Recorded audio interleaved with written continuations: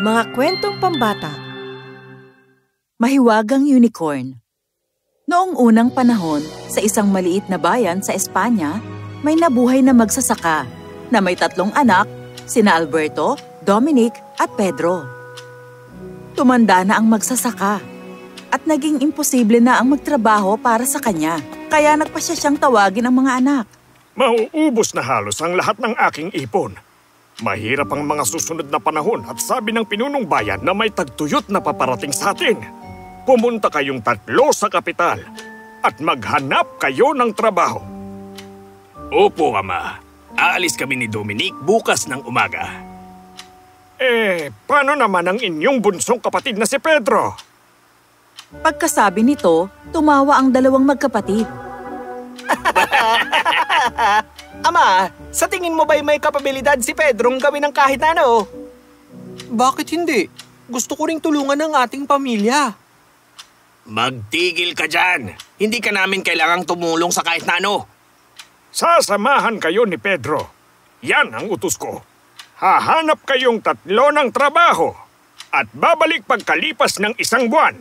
Pagkasabi nito, bumalik ang magsasaka sa kanyang kwarto. Nang sumunod na araw, ang 3 magkakapatid ay nakarating na sa kapital ng syudad at nagsimulang maghanap ng trabaho. May mayamang negosyante na naghahanap ng malalakas na trabahador at tinanggap sila agad. Ganito ang gawin natin.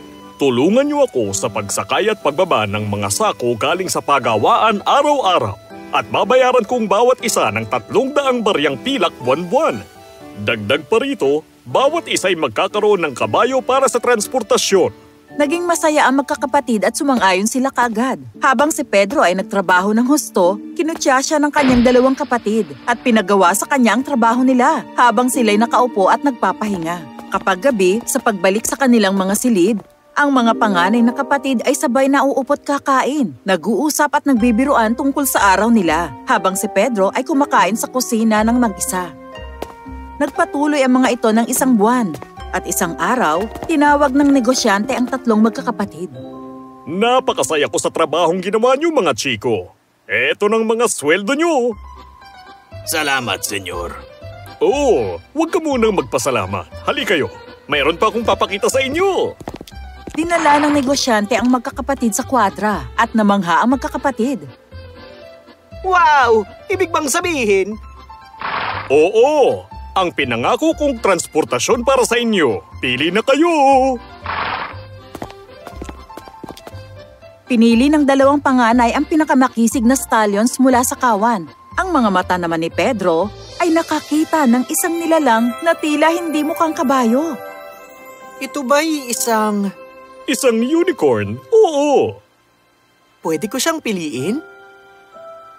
Pagkarinig nito, natawa ang mga kapatid niya.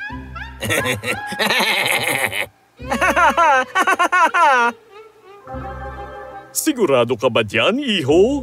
Mas nababagay sa isang binatang katulad mo ang isang kabayo kaysa sa unicorn. Ikumpara mo yan sa mga ito. Mahina siya at marupok.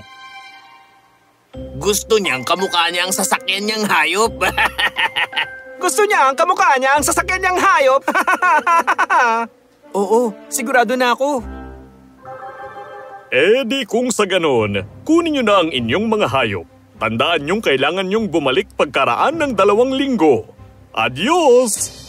Habang nasa daan ay pinagkatuwaan ng magkapatid sina Pedro at ang unicorn ng may katagalan. At pagkatapos ay kumaripas ng takbo. Sasabihin namin kay Ama ang iyong hangal na desisyon!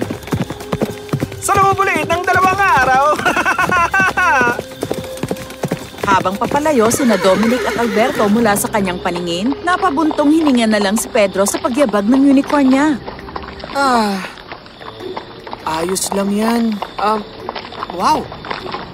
Hindi ko man lang alam ang pangalan mo. Cornel! Ang pangalan ko'y Cornel!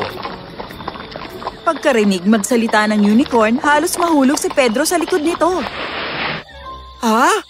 Ikaw ba yung... Relax, mabait ako. At mahiwaga.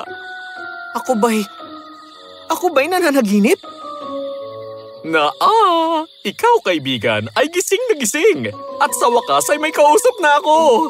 Naku, puro ako hintay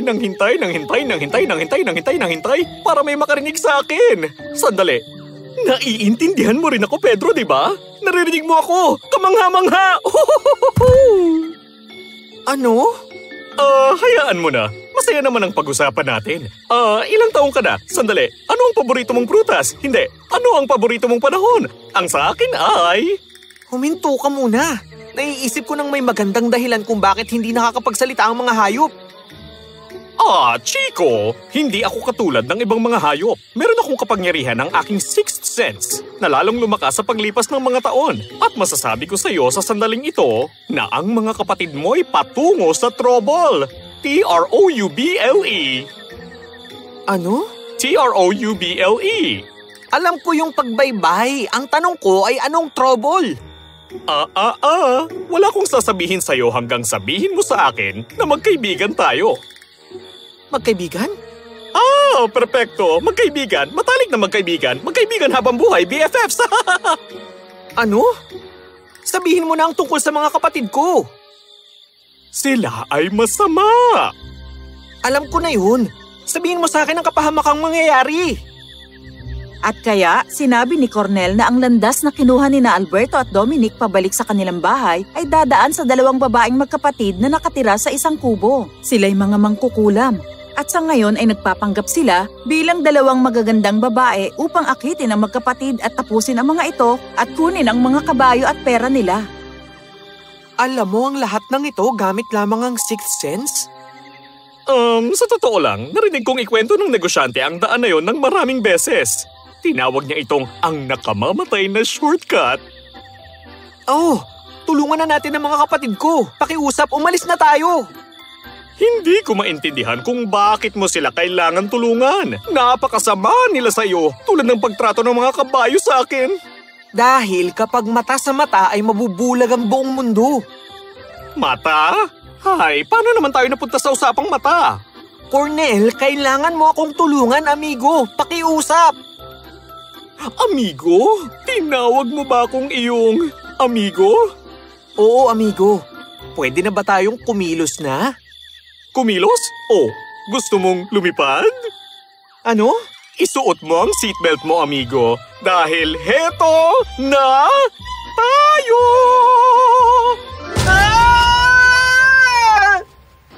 Samantala, tulad ng sinabi ni Cornel, inakit na ng mga mangkukulam sina Alberto at Dominic. Sa kasalukuyan, sila'y nasa kubo sa tabi ng lawa. Nabighani ang magkapatid sa ganda nila. Magkapatid ba kayo? Oo, ang pangalan ko ay Lara at ito naman ang kapatid kong si Nina. Ako si Alberto at siya si Dominic. Malamang ay gutom kayo. Bakit hindi muna kayo magpahinga at hahainan namin kayo ng pagkain?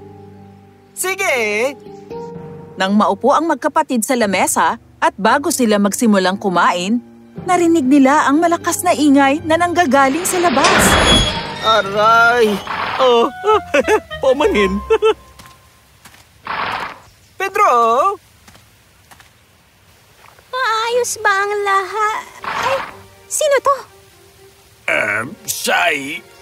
Wala siya. Isang lalaking nakilala lang namin. Sabi na hindi sila dapat sagipin. Tandaan mo, mata para sa mata. Hindi, wala akong naaalala.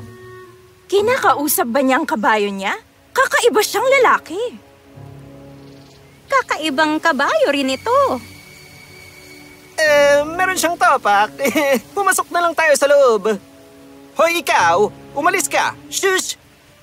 Kapatid, sandali! Hindi sila magagandang dalaga. Mangkukulam sila! Naglakad palapit sa mga kapatid niya si Pedro habang ang dalawang mangkukulam ay nagkatinginan. Ano? Anong kalokohan to? Ginoo! Napakasakit ng baratang mo! Talaga? Bakit hindi ka tumingin sa kapatid ko at sabihin ng Abra Kadabra? Isa kang hangal! Pinadali mo ang mga bagay para sa amin. Tumingin si Nina kay Lara at pareho silang ngumiti. Nagtitiwala ka ba sa akin?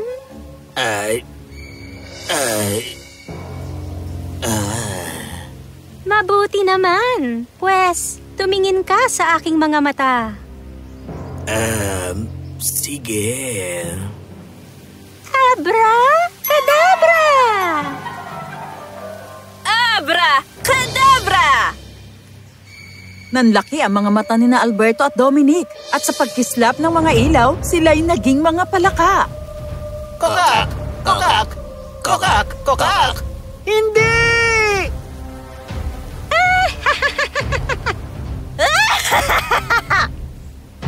Ngayon, ikaw na ang susunod. Tignan mo ang mga mata ko! Abracadabra!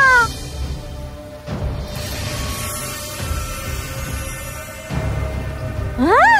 Ha? Abracadabra! Ano? Abra? Ka? Teka, sandali. Nagsasayang kayo ng hininga. Hindi nyo na kailangan sabihing abracadabra, kadabra, kadabra, kadabra. Siya ay nakakapagsalita. Sa kamalasan nyo, oo. At bakit hindi gumana ang sumpa namin sa iyo? Dahil sinigurado kong hindi. At ngayon, sisiguraduhin ko naman kayo. Dabraka abra, dabraka At sa isang kislap ng liwanag, Okay lang yan, voiceover lady. Kaya namin to. May 2 palaka at 2, ano nga sila ulit? malaking palaka. Salamat. Ano? At marunong ka ng mahika? Kanina pa kita kinakausap at hindi mo inaasahang marunong ako noon. Sa tingin mo, paano ko na lamang kinuha ng mga kapatid mo ang shortcut na ito? Gayunpaman, etong mga kapatid mo, mga palaka. Kunin mo sila at umalis na tayo. At paano na ang mga mangkukulam? Iiwan na lang ba natin sila ditong ganyan? Hindi talaga kita mapaniwalaan. Nag-aalala ka para sa kanila? Cornel, mata para sa mata. Sige na. Tama na. Sige. Mga palaka ay mga bruha. Magbabalikan niyo kayong muli bilang magagandang dalagang magkapatid bukas ng umaga. At kakalimutan lahat ng inyong pangungulam at masasamang gawain. Poof! Tapos na. Pwede na? Sige, ikaw na ulit. Pagkatapos, binuhat ni Pedro at Cornel ang mga palaka at lumipad sila papunta sa bahay ng magsasaka. Iha! Pagkarating nila, ibinalik ni Cornel sa pagiging tao ang mga palakang dala nila. Sa pagbabalikan nyo ni na Alberto at Dominic, natanto nila kung gaano sila kalupit kay Pedro. Humingi ng tawad at niyakap siya ng mahigpit. Pasensya ka na sa amin, bunsong kapatid. Patawarin mo sana kami. Pasensya ka na sa amin, bunsong kapatid. Patawarin mo sana kami. Magkakapatid tayo. Inaalagaan natin ang isa't isa. Kalimutan na natin ang lahat. At oo, wag na natin sabihin sa ama ang tungkol sa kahit na anong nangyari. Sige, bunsong kapatid. Sige, bunsong kapatid. Napakasaya na magsasaka na makitang muli ang mga anak niya. Pero mas masaya siyang makita silang magkakasundo. Ang 3 magkakapatid ay namuhay ng masaya, habang ang ama nila'y nanatili sa bahay at nagpa siyang mag-alaga ng kanyang hardin.